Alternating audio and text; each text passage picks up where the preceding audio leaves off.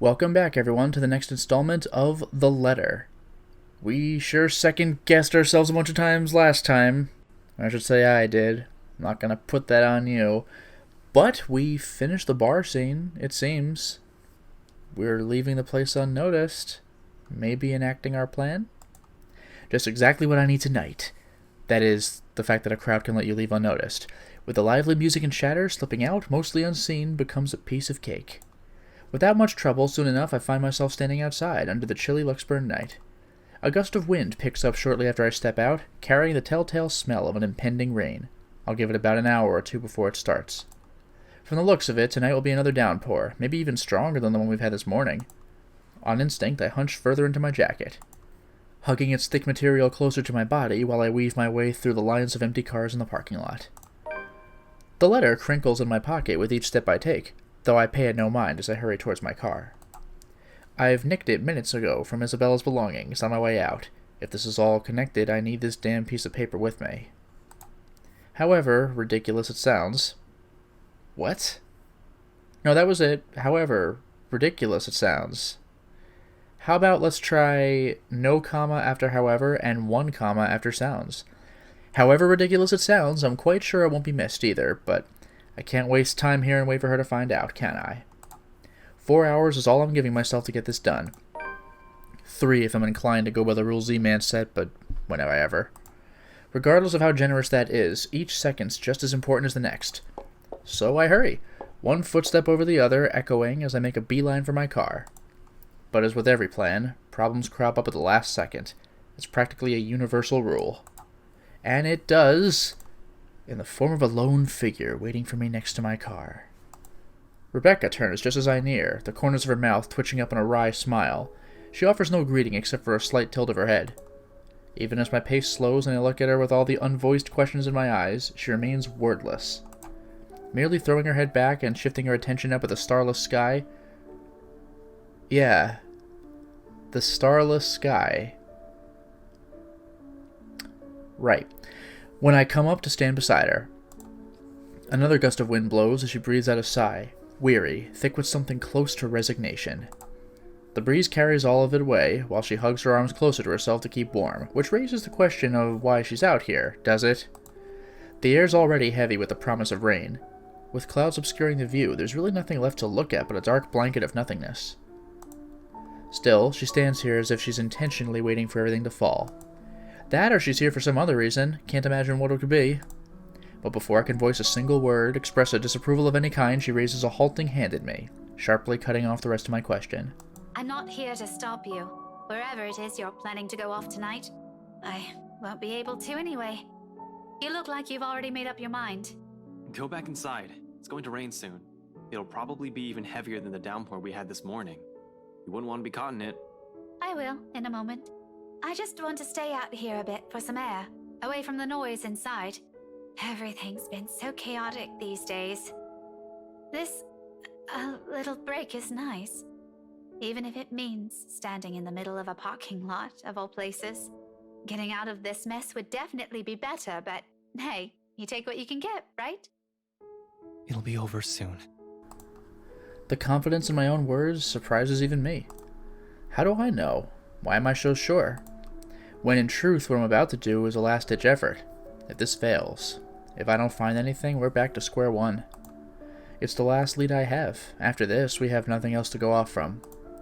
Regardless, it seems to amuse her, and her laughter soon sounds above the murmur of the distant traffic and a light draft sweeping around us. How I wish. I'll be content as long as she stops showing up in my mind whenever I close my eyes. I think that may take some time. The brain doesn't easily forget trauma. I can try. But, you know, it also did a lot to us. Tell me about it. The back of my head's still smarting from my fall last night. That's not what she means. Not that kind. I'm talking about us. As people. I hate to admit it, but this whole deal with the ghost, with the curse, it also brought out an ugly side to us. To all of us. To Zach, though? I don't know. And it made me realize plenty of things. About myself, about About us? Rebecca trails off. Suddenly, a pensive expression spreads across her face. I've seen it countless times? No. I've seen it countless times before. And every time I see it on her, it's usually followed by a memory. A silly story or even something embarrassing I've said from childhood. Unlike me, who'd much rather forget, she remembers each of them so easily. And after a short bout of silence, when she smiles, I know this is one of those times again. Do you remember that one time, back in secondary? Which one? We did a lot of dumb things back then. Well, I did, but you get the point. Mandy. I thought you still don't like her. Don't tell me you've kept in contact with her. Are you guys friends now or something? Oh no. We do see each other sometimes. On the way to work or when I go out for lunch, but it's nothing like that. We're not friends. Not in this lifetime. I don't think so. I don't think we'll ever get along, but if it wasn't for her, we wouldn't even be friends, yeah? You stood up for me that day. And from then on, things have changed. She makes it sound like I'm some sort of a hero. Mandy was in the wrong. Of course I'll defend her. If no one's gonna stand up for her, who else will? Chances are I would have escalated, and who knows, maybe she would have stopped going to school or transferred. Any decent human being with an ounce of sense should know better. I acted because I know what I'm doing is what's right.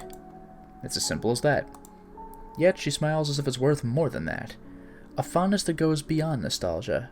I guess what I'm trying to get at is, this time, I don't want this to go unsaid. You know, just in case something happens. Ash, I've always been in love with you. She says it so plainly, holding my gaze and in a voice too frank that her admission stuns me into silence. Like the wind has suddenly been knocked out of me in one fell swoop. No words will form, not even a single coherent thought, as the meaning of her words bears down on me. Nevertheless, she continues, desperate to express everything she has kept to herself all these years. This is what the fondness is. Why, for her, it weighs heavier than any feelings of nostalgia can carry. Since that time in secondary, since I made that promise to never leave, I've always truly loved you. Afterwards, there is relief. A weight suddenly being lifted from her shoulders after so long. She closes her eyes and lets out a breath. When she looks back to me, though, there's nothing but hope in them, eyes that are searching for an answer. Facing the sincerity behind her words, I find myself grasping, scrambling for the words. I was afraid of this, but at least they didn't player choice me. But that still sucks, because as much as this pains me to admit, I can't give her the same affection she's asking from me. We might have spent so many years alongside each other. Hell, we practically grew up together.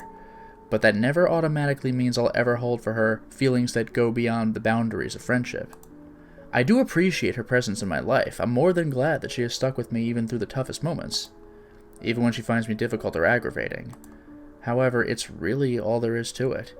And I do have to wonder, if I'd gone the other way, would Isabella have felt the same way? She'd be like, oh, you were into me? I had no idea. Yeah. She's a close, important friend to me, but nothing more. Rebecca, I draw in a breath, ragged, unsure. Oh, there's still time for the game to mess with me.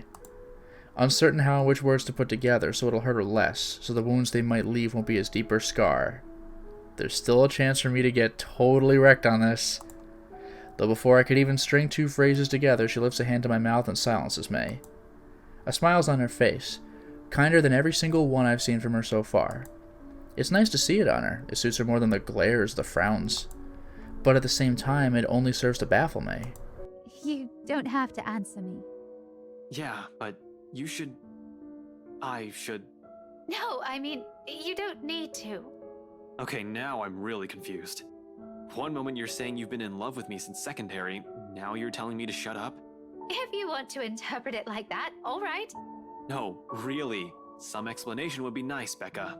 Because a lot of things are going on right now, and I'm afraid I can't catch up.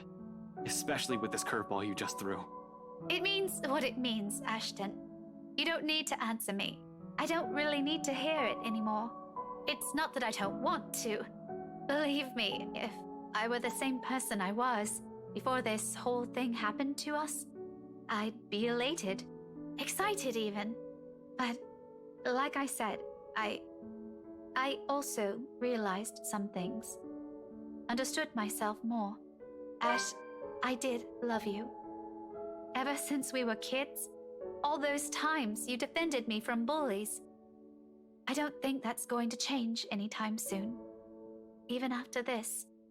But at the end of the day, once you take a closer look at everything, it also turned me into a really selfish person. When you think about it, maybe the Ashton I loved isn't the one standing in front of me right now. Maybe all this time, I'm still clinging on to that aloof kid I met 17 years ago. I didn't even consider that you have a mind of your own. That one day, it won't just be the two of us. That you'll find someone else and it won't be me. I'm sorry, Becca. I'm not even sure what I'm apologizing for. That I can't return her feelings? Or because I'm somehow holding myself responsible for this, even if up until now I have no idea how she felt. Regardless, she continues to smile through all of it. It's not your fault. Don't say that. I'm the one who should apologize. Since I suddenly sprung this up on you when you have other things to do, I just thought I should let you know, so I can finally let this whole thing go. One question though. Are you going to tell her? Tell what to who? Yeah, she did suspect from the very beginning. I pause, frowning. A brief moment of doubt while I try to figure out what she's talking about all of a sudden. When it finally sinks in, though, my bewilderment hastily gives way to utter embarrassment. Oh, shit. Heat abruptly crawls up my face, no matter my efforts to keep it down. In the end, I can only look away from her, afraid of what else she'll see in it. Did you really think no one would notice? Was it that obvious? It was surprisingly easy to tell, but that was probably because I've known you longer than anyone. Fuck, who else knows? I think Zach suspects. Shit. You're embarrassingly lame when you're trying too hard. It's almost painful to watch. Don't worry. With your terrible way of flirting, and knowing her, I'm quite sure Belle has no idea, even now. Not even a clue. Probably not. That one time earlier where she's like, oh, I hope you never get a boyfriend. Like, I doubt she would have said that if she had a clue. Harsh, Rebecca. Really harsh. I could use a vote of confidence, you know. She laughs, loud. The kind that's free of any burden, ringing above the wind, slowly picking up as the storm clouds approach. With it, however, the awkward atmosphere lifts, at last. There's only that camaraderie we've shared since meeting in that classroom 17 years ago. I'm serious, though. Tell her. And if you ever make her cry, I'll hit you with every damn history book I have on my shelf. Clear? She would. She's hit people with the history book before. One of them undead. Noted, ma'am. Anyway, thanks for hearing me out. I won't keep you long. I know you have things to do. Just promise me you'll be careful, all right? She doesn't wait for an answer. Instead, she gives me a push with a force only heavy enough to throw me off balance. Caught unawares by the gesture, for a few moments, I fight for purchase against my car's trunk, bracing my hand on its smooth surface. Wait a second. Wait, this is a British game, isn't it? Or at least it's in Europe, and they spell stuff like color with an OU. Wouldn't they call it a boot, not a trunk? I thought trunk was an American thing. But okay. When I look up, with a string of reprimands ready at the tip of my tongue, Rebecca's already halfway through the parking lot. There's a small skip in her steps while the breeze carries the light tune she's whistling. You know, I gotta say, I really appreciate that the game went in this direction. It doesn't have to be a will they, won't they. Like, with a love triangle, someone's gonna be unsatisfied. This is probably about as well as it could have ended. On a whim, I let its notes be the last thing I commit to memory before slipping inside my car and driving off. It sounds like a new beginning more than anything. Another reason to be optimistic. Yeah, if this is all about regretting pasts, Becca's kind of, I mean, she still has the thing with her parents never being around, but this was a big one. That's gotta be a major load off. Within 10 minutes, I'm driving out of Luxburn and heading straight for Anselm Village. In the distance, flashes of lightning light up the horizon, white and sharp against the black curtain of the night. Thunder threatens with a rumble seconds later, echoing long across the sky. And with one last roar, the skies open in earnest. You know, I gotta say, ending the ghost story on Halloween, I did expect it, but that is a little cliche. I gotta say I appreciate that. Like, oh, it's just November now. The rainfall falls in fast, steady sheets, creating shallow puddles on the dirt path, drenching everything the eyes can reach. Despite having grown up in this city, I still despise the rain. Living here doesn't mean I have to like it. Lucky me, I've reached the mansion before the downpours turned torrential. The long slog from Anselm Village by foot has already been made difficult by the light drizzle and biting winds buffeting against my body every few seconds. By the time I found cover under the trees lining the vicinity of the mansion, my shoulders were already drenched. My hair is also sticking against my skin and out in every possible direction. Thankfully, the letter, taser, and gun I've brought with me have remained relatively dry. That's the most important thing. However, those are the least of my problems at the moment. Yeah, if Johannes finds us, he'll kick our ass. We know that that's a thing that can happen. Sometime after the housewarming party, Scumbag, Wright, has suddenly grown a brain and tightened the security around the mansion.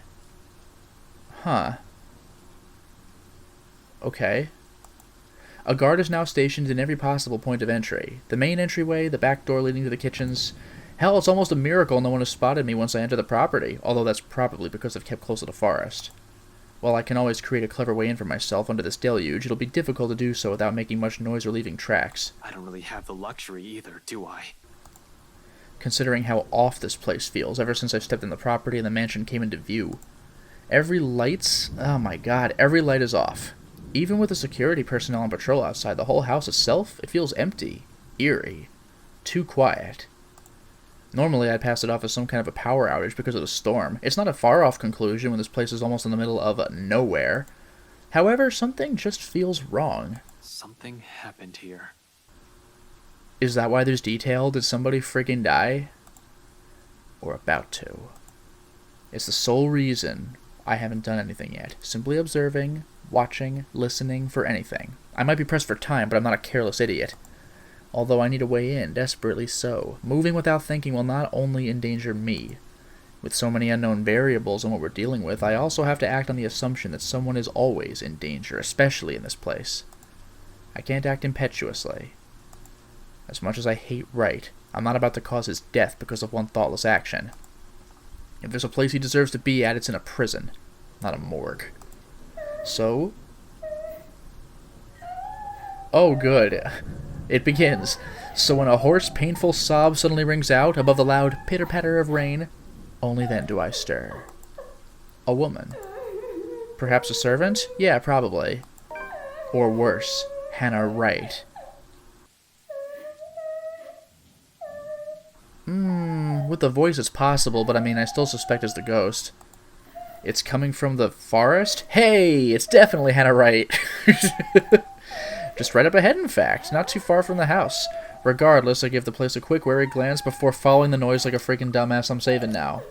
A ghost in a spooky forest. Can't wait. Carefully keeping to the shadows, one cautious step after another. Louder and louder it goes as I near.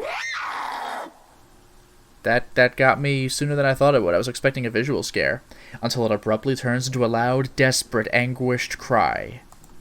I break into a run. Toward this. Don't worry, it's fine, I got this. One nervous hand ready on the gun holstered at my hip, and the other raised for balance as I scurry across the dense understory. Dead leaves crunch under my shoes, but I pay them no mind. There's only the voice, the woman, and... nothing? Abruptly it all stops, and I'm met with a sudden hush. Then something grabs my ankle, and I fall over, and I hit my head. Blank. Empty. Almost deafening in its stillness, even with my labored breathing and pounding heartbeats against my ears. Behind me, another branch breaks, and I save. Help me. Two voices almost simultaneously. Yeah, it's Hannah Wright. Let's go toward it. This may sound obvious, but remember, help me is the thing that was over and over again on the letter. Dread surges within me while I spin around and take a hard step back, ignoring the chilly pinpricks crawling at the back of my neck. But before I can even meet her eyes, the world unexpectedly pitches sideways. We seriously fell for the same trick twice in a row. Noise? Oh, it's nothing. But wait, behind me! Tilting. And tilting till the ground beneath me finally crumbles. This is why you don't go alone, you jackass. I know we didn't want Isabella to go alone because she'd get in trouble, but, like, same for us. You don't go alone. My hands fight for purchase, only to meet air. By then, it's too late. My foot slips further and the rest of my body follows. Dark spots blur the edges of my vision. Black tendrils twist and coil around my limbs. This is making me nervous, but remember, Ash said he'd go alone no matter what. But I suppose maybe things could have been different if we had sided with Isabella and Becca was just gone. I don't know. Soft footfalls echo from the far distance, scurrying, scampering, moving in an odd rhythm, with the sharp, piercing notes of her laughter. Well, you know what, ladies and gentlemen? Maybe the ghost won't kill us for another, 3.5 hours. We might still get out of this. But more than that are the voices. Voices? Lacing venom inside every crevice in my head. Murmurs that jeer, scoff, and deride. Over, it's because... Oh, I thought I was going to say over and over. That's the way this game writes, I'm sorry. It's because you didn't listen. And over. Oh, they got me! It's all your fault. And over again. Why won't you believe me? A reminder of what I failed to do and of whom I failed. What I'm trying to desperately fix. A scream threatens to burst, but my throat closes off. Ever so slowly, a chill seeps into every nerve in my body, washing away every sensation in me, apart from one. Fear? Pain? There is only fear. Okay. Once again, her laughter echoes, a sound both bitter and unforgiving. It is the last thing I hear before she reaches for me. The ground trembles. The world slows to a stop. Wait, what? She took me to the dungeon? What does that even mean? Is there a secret back way out, like an escape for the super rich people in case their houses get raided? Because she did not take us through the wine cellar and open this secret passage. The hell is this? But the point is she didn't kill us, so we can beat the game, we're still good. Half darkness greets me when my eyes finally snap open, the soft patter of dripping water somewhere spurring my consciousness further. And then... Isn't that interior designer? What the hell are you doing here? For a few short moments I remain still, blinking away the dizziness, allowing my vision to adjust to the lack of light and my breathing to even out first, before pushing myself up on one arm and attempting to stand. Turning alone is a struggle on its own. An inch of movement sends a stab of sharp pain right up my arms and my back, giving me another pause. Shit. I hope I didn't break anything. Fuck. Remember when we were Zack and we could have chosen not to follow the voices? Well, this is what happens when you follow the voices. There doesn't seem to be any injury or major fracture, although the whole of my back does feel sore and raw. And as the comedian Hannibal Buress put it, your back is basically your entire body. If you have a back problem, you are out of commission for a while. Probably from when I've skidded down prior to landing myself here. A comforting thought. The second attempt comes easier later, though no less painful. And by the time I'm back on my feet, the exertion has left me gasping in short, shallow breaths and leaning heavily on the wall nearest to me. Behind me, a light draft blows in from where I've fallen in. Fallen in? Did the ghost not take us in? Was there a trap door to a dungeon? What? Coming in short, sharp bursts into what's apparently an underground tunnel, and brings in the fresh, earthy smell of rain from the topside. Regardless, it fails to mask the old, musty scent of the place, a mixture of mold, mildew, dust, grease, and something distinctly foul. Like death. More worrisome than the putrid, festering smell, however, are the cells that line both sides of the tunnel. Under the dim light, I can barely make out what's inside on some of them, but I already have a few ideas, all of which I refuse to delve into at the moment. Knowing how long this mansion has stood, somehow, no matter how unexpected finding the existence of this place is, it isn't too surprising. I wonder if Scumbag knows about this. Again, I think I might have mentioned this before, but the torches are lit? Really? Like, what is that? Probably not. Unless he's also the kind of person who takes joy in inflicting this kind of suffering on others. I don't really think so. He's rotten to the core, but not that rotten. He'll probably balk at this, move out at the first opportunity, and have it demolished. The very idea of what has occurred in this place years ago makes me reel as well. I have known long ago places like this tend to hold secrets. This, though? If this is just the tip of the iceberg, I fear what I may discover in the mansion itself, and the tale behind that fucking letter. But fear is inconsequential. As unpleasant as the sight of this is, this place might also be the only way for me to get inside unnoticed. Oh, we're gonna King's Quest 6 it, baby! Sighing and taking one last gulp of clean air, I push away from the wall and delve deeper into the passage. Wait, so we didn't fall into a cell? We really just fell into a hole in the ceiling and we're just walking around the hallway? Really? Really? Thank you, spooky ghost, I guess? Why didn't you kill us? Alright. Let's just hope it'll be smooth sailing from here on. I thought she was going to show us that stupid video. Okay. Turns out that alone is too much to ask for this early. Marianne still here? No, 20 paces into it, another sound abruptly rises above my footfalls. Above. Does that mean literally above, or is it louder than my footfalls? Rebounding off the hollow walls and echoing inaudibly across the whole span of the tunnel before fading away just as swiftly as it rang. Okay, so louder. I pause, nevertheless, straining my ears for more of it, while I gradually move my hand to my side, slow and steady until the tips of my fingers brush off the gun's handle. Although cold against my skin is the closest thing I have to comfort at the moment, no matter how many times we utterly fail to use it. For a long minute I wait, holding my breath, watching every form, edge, and shadow at the corners of my vision for any movement, like Marianne just hanging out in a cell. After a heartbeat and nothing, I allow the tension to ease out of me in the form of a long, slow exhale that reverberates around the whole passage.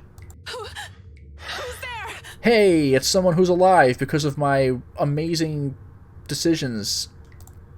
Perhaps it's because of what has happened earlier and how I've ended up here, or maybe it's because of my training. Don't even tell me this is when I pull out my gun and shoot. There's no freaking way. There's no freaking way. But in spite of the panic and fear in that voice, I don't immediately answer. Thank God! I really thought it was going to be like, you're not going to fool me 3 times and just whip out my gun and fire. That would have been the worst. Instead, I pull my gun free from its holster. Well, okay, and wordlessly draw closer to where the voice rings out once again. Afraid. Frantic. Weak? I'm asking you a question. Who's there? It's only after I've released the safety do I answer, while continuing my approach in a careful, steady pace. I think I should be the one asking you that. Who are you? Show yourself. Show yourself. Are you friend or foe? I can't. I'm stuck in here. Well, a ghost will definitely not be saying that after she comes through a TV monitor, or have a conversation like this, or be stuck anywhere. And as if to prove her point, she extends a hand from one of the cells ahead and waves. Then she pulls back, grips the iron bars, and rattles them lightly. I can't get out. Can you help? For real, how do you get out? I don't even see a way of opening any of these things. It looks like these bars are just like a window. How did they get in the first place? There's a freaking skull there, come on. In 5 quick steps, I'm standing in front of the cell, and sure enough, a woman's inside. See? There she is. Slumped on the floor, holding the bars with shaking hands. And look, there is a door with a lock after all. They got me. Clinging to it, as if it's the only thing keeping her upright. And not just any woman. The interior designer? What are you doing here? You? McLaughlin? Try again. The same one I met at G's 5 days ago. Smashed drunk and babbling her frustrations about her employers. Awkward. Holmes? No, not McLaughlin. McCulloch. Marianne McCulloch, famous interior designer extraordinaire. Hello, 6'7" or whatever. No, 6 foot's absurd. But she said she was tall. 5'11", was it? Not so extraordinary now, with how exhausted and feeble she looks, trapped in a jail cell of all things. Her breathing's shallow, and there's a paleness to her complexion. Yeah, she's been in here for a while. It has been days. Sunken eyes, cracked lips, dry skin, all signs pointing to starvation and dehydration. That's a rough way to go. What? How long have you been stuck in here? 3 days? 4? I don't know. I have no idea anymore. I just fell in and that woman... Whatever. Can you get me out of here? Please. In a moment. Can we? But here, go feed yourself first before you fall over. I fish out an energy bar from my pocket and hand it to her. Hey, it's Yang's again. Wow, they really got a monopoly. She's lucky I always have one on my person. For sudden emergencies or extended stakeouts, a little sugar to keep me going. Like any starving person, she wastes no time making a grab for it, unwrapping it straight away and taking in whole mouthfuls of it. Relief washes over her face on the first bite alone, although she's going to need more than that if what she has said is true. But for the moment, it's enough to keep her alive. Good thing she seems to have the sense to prioritize survival over comfort, if the puddle in the corner of the cell indicates anything. Ugh. Without water, the human body can only survive 3 days. No food, and I'll give it an average of 3 weeks, though even then it won't be a pretty experience. Granted, some have survived longer than that. She's still fortunate I found her when I did. Now to get her out. My bobby pins won't be of any use here. Not like I need it. Unlike the ones we have at the precinct, a simple barrel hinge holds the gates to this cell together. Oh, thank God. Even without any special tools, I'll be able to lift the door and free her. However, with how heavy it seems, I'll need a lever of some sort to help. What are you looking for? That's great with a mouthful.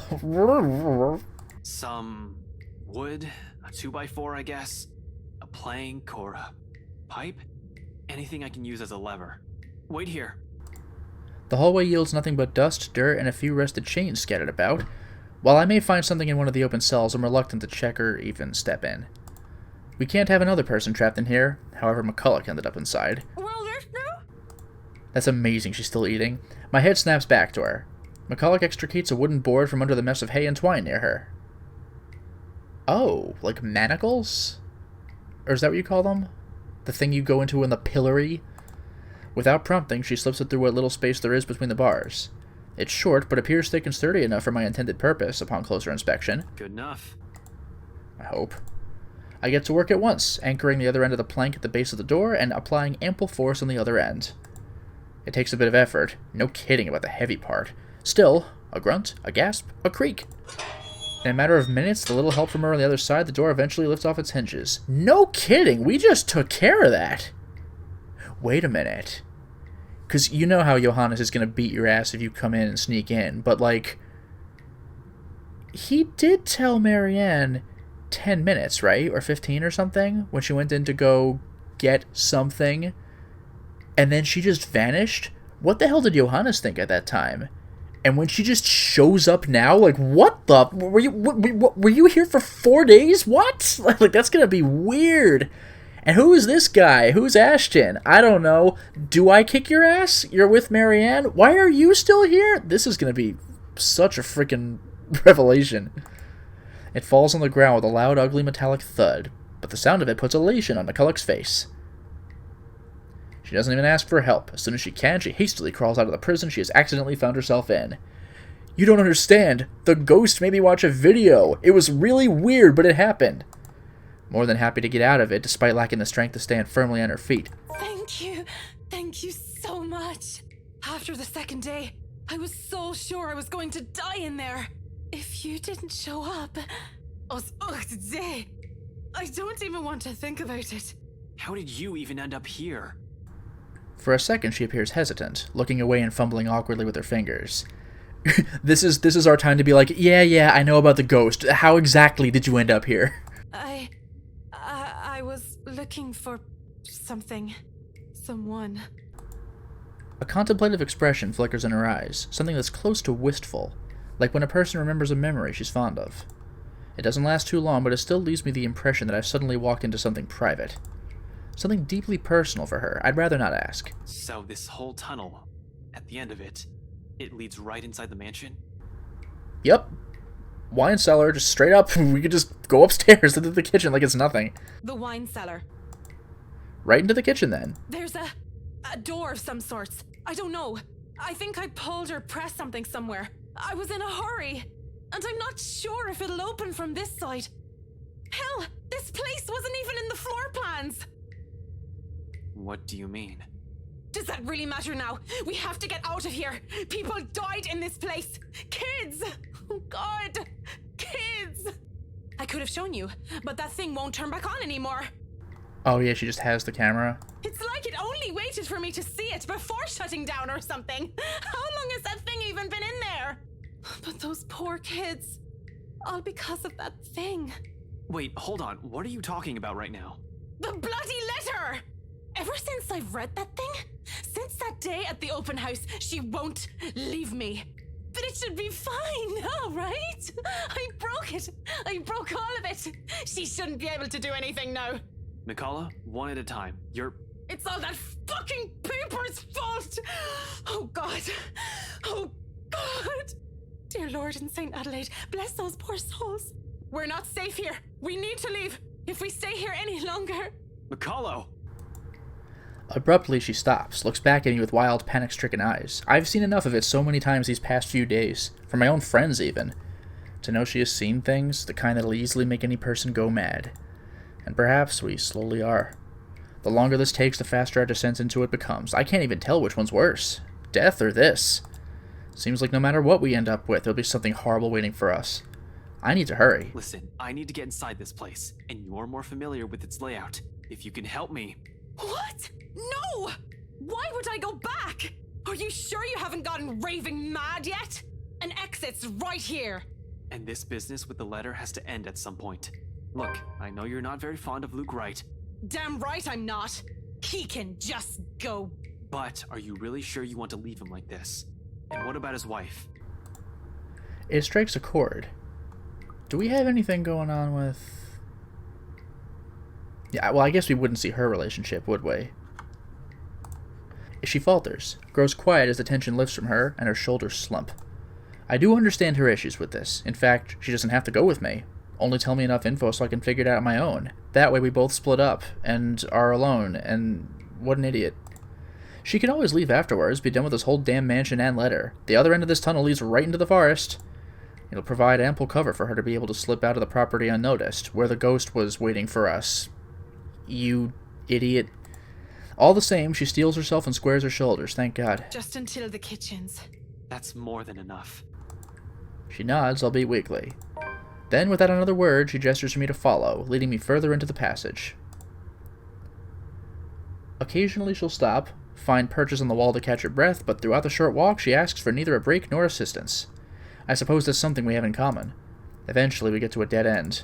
Although before I can question her on it, she begins palming for something on the wall, tracing her fingers along weathered edges of the bricks with a frown on her face. It should be somewhere here, I think. What the hell are you doing? She merely holds up a hand, begging for my silence, and continues searching. Then, without warning, a few minutes later, something clicks. A portion of the wall shifts ajar to reveal a glimpse of another room. Bottles lining the walls, liquor barrels for aging. The wine cellar indeed. The ladder to the kitchen is on the far end of this room. Surreal. This is all nothing but a surreal nightmare, but after everything, should this even surprise me? Ghosts, curses, hidden passages. I can't even bring myself to question the existence of this door anymore. I simply follow her to the undercroft without a single question, in spite of a number of them already swimming inside my head. As a kid, I used to crave for this kind of adventure. The stuff of mystery and detective novels, daring chases, interesting cases to solve, suspects to put behind bars, justice to serve. I was blinded, I admit. Now I simply want this to be over. We leave the door open in case there's a need for a quick exit. Good move, especially after she mentions it's only by chance she has been able to open the door last time.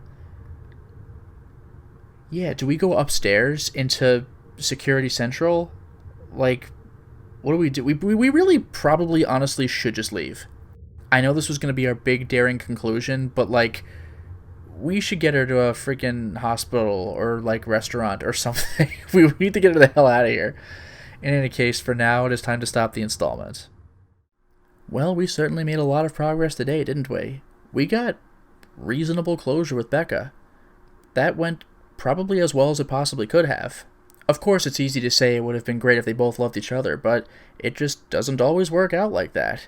And they handle the situation like responsible adults. That actually went a lot better than I thought it would. And then we actually went to the mansion. And we actually found Marianne McCulloch immediately. and we actually saved her immediately. This is going really well. And this sounds kind of cliche, but it seems a little too easy. Well, I guess we'll see what happens when we try to negotiate the wine cellar, I suppose. Until next time, everyone.